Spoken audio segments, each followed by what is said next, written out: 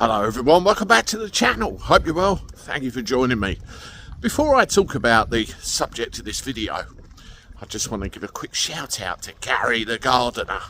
Yes, you will know exactly who you are if you're listening to this. I pulled up outside my house this morning and this rather enthusiastic fella came up and said, I just wanted to come and say hello.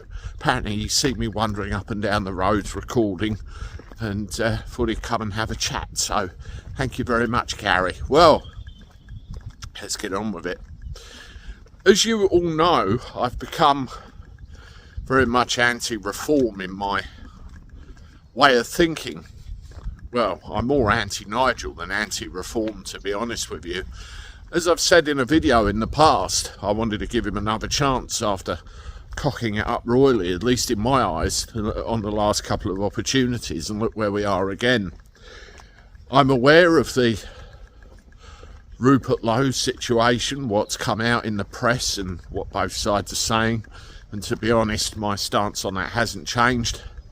I'm in Camp Rupert, because if you look at the report, there's enough of a read between the lines situation, you can see it for what it is. A hatchet job that continues, and really they need to know when to leave it. Anyway, that's not what I want to talk about.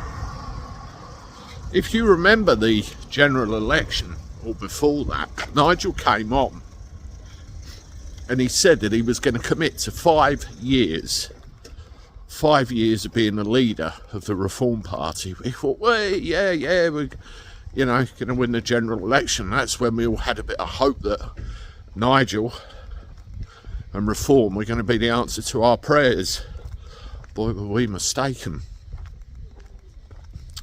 What happens, or what has been happening?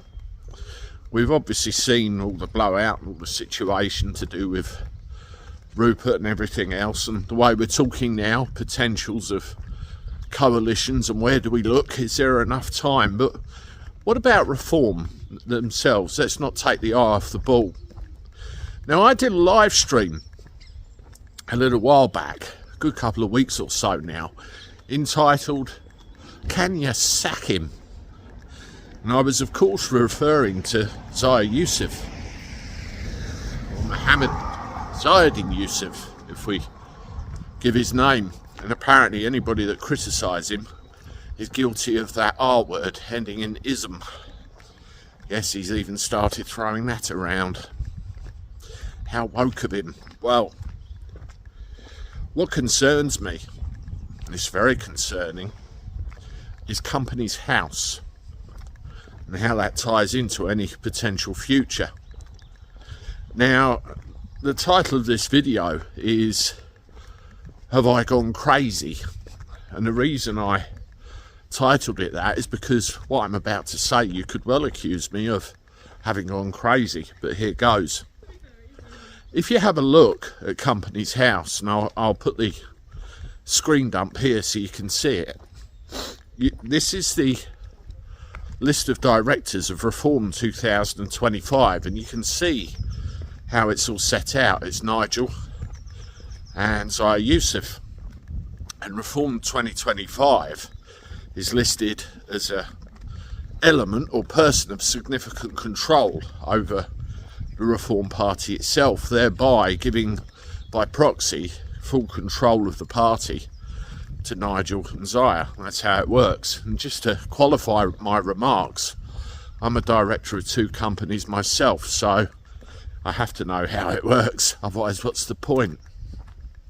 So all this stuff about democratising and everything else, I don't think so. But moreover, when we get to the 5-year mark, when there's an election, let's say Reform do well. I mean, let's face it, all the polls, all the polling information is telling us that they're going to do well. In fact, they're going to do very well. And we get a full raft of MPs.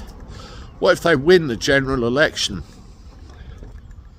Could a certain party chairman, at the time of another general election, and you know who I'm talking about, suddenly find himself parachuted into a seat a winnable seat. What position is a party chairman? Is he the deputy of a party, or is he the chairman of a party? How much authority does he have? So let's say he wins that seat and becomes an MP himself after having donated, what was it, a couple of £100 to the Reform Party. And then what if Nigel Farage suddenly steps down, says, I fulfilled my 5-year plan, I've done everything I said I was going to do. Then what? Who steps in? Yeah. Hopefully now you're thinking what I'm thinking as well. I'm wondering, could Andy be onto something? I'm hoping I'm wrong. That's why I called this video, Have I Gone Crazy? Because I want somebody to tell me I have gone crazy. And if you look at all the other positions in different areas of authority, government authority, Ofsted, criminal justice and all that sort of thing, who is ending up in places of authority, you have to wonder. This country really is getting out of our grasp very quickly. Quite a worrying thing, isn't it? Now, if we go back to talk of coalitions and everything else, I will say again, the 40%. The 40% that didn't come out and vote. Where are they? Why? Why did they stay at home? Don't they care anymore? Are they completely beaten? Is that what it is?